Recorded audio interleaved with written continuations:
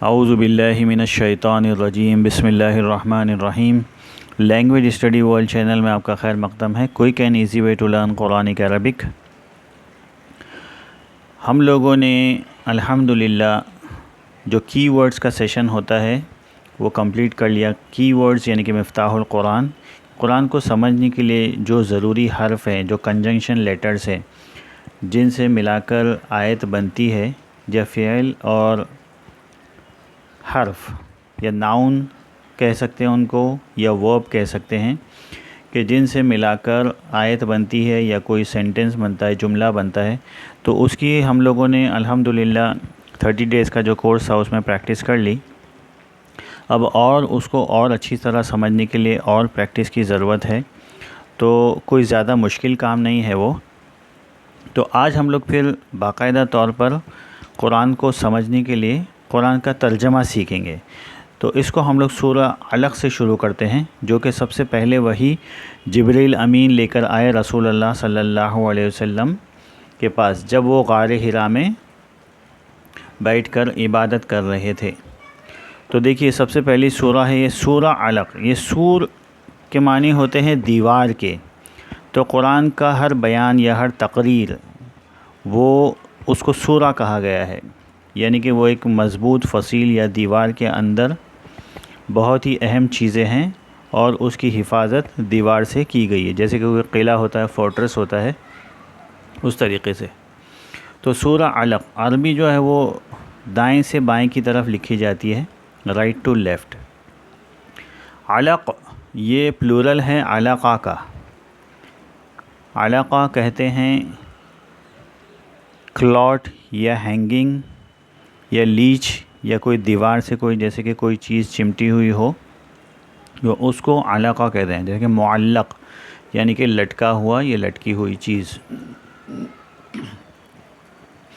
آئیے شروع کرتے ہیں۔ بسم اللہ الرحمن الرحیم، اللہ نام سے جو بڑا مہربان نہایت رحم والا ہے۔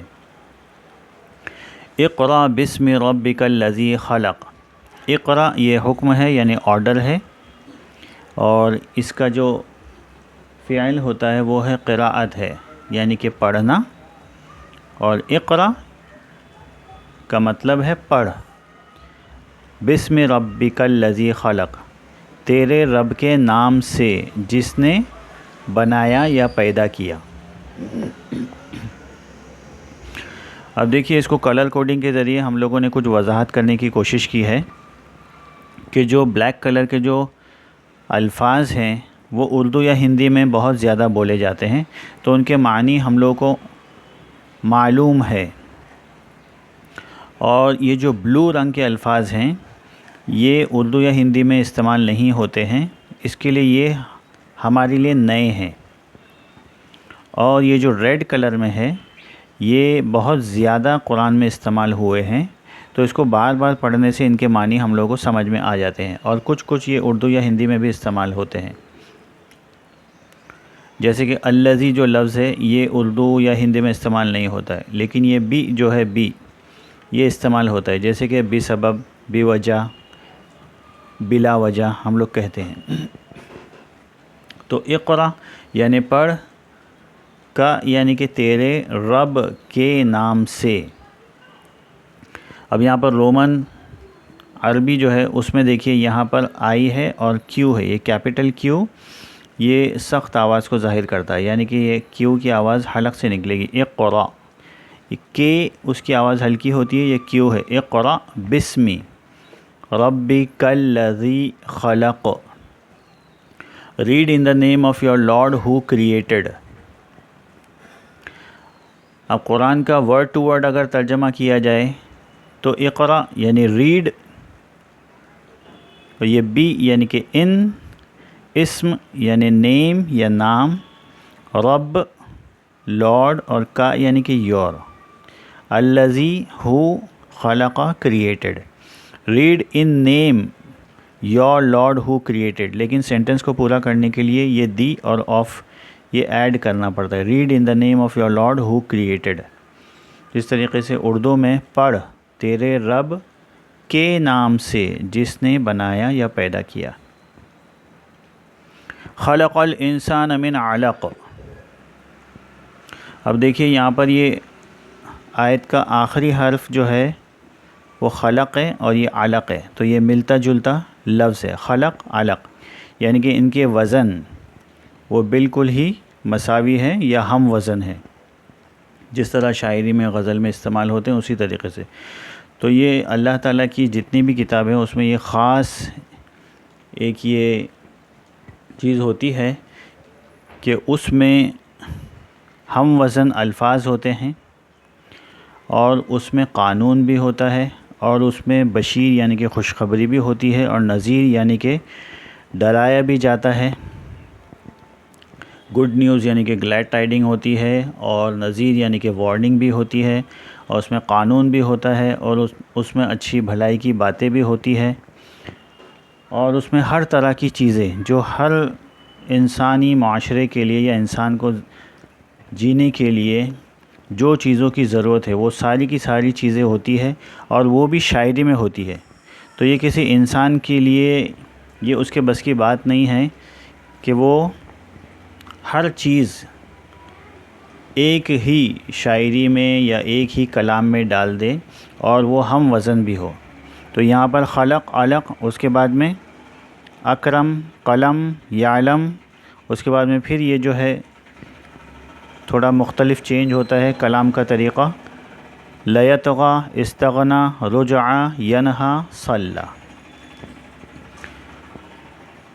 تو یہ دوسری آیت تھی خلق الانسان من علق، پیدا کیا انسان کو علق سے، من یعنی سے، علق سے، created man from a client, بنایا انسان کو علق سے۔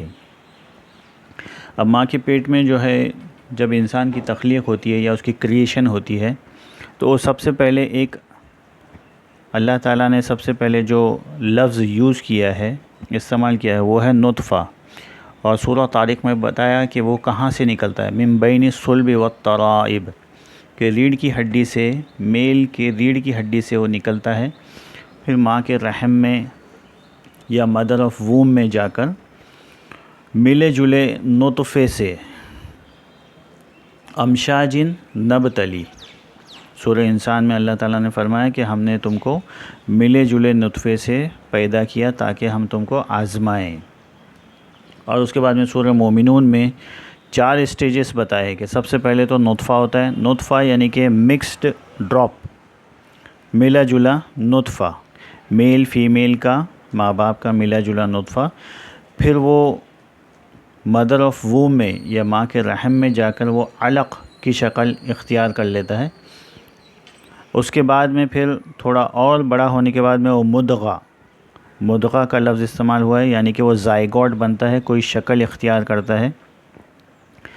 پھر مدغۃ عظام کہتے ہیں ہڈیوں کو، پھر اس میں ہڈی آتی ہے، فکسونا العظام لحما، لحم کہتے ہیں گوشت کو، پھر وہ ان ہڈیوں پر گوشت چڑھتا ہے، ثم انشأناہ خلقا آخر، پھر اس کو ہم ایک بہت ہی اچھی شکل دے دیتے ہیں، فتبارک اللہ احسن الخالقین، تو بہت ہی مبارک ہے اللہ جس نے بہت ہی بہترین کریشن یا بہترین تخلیق تیار کی۔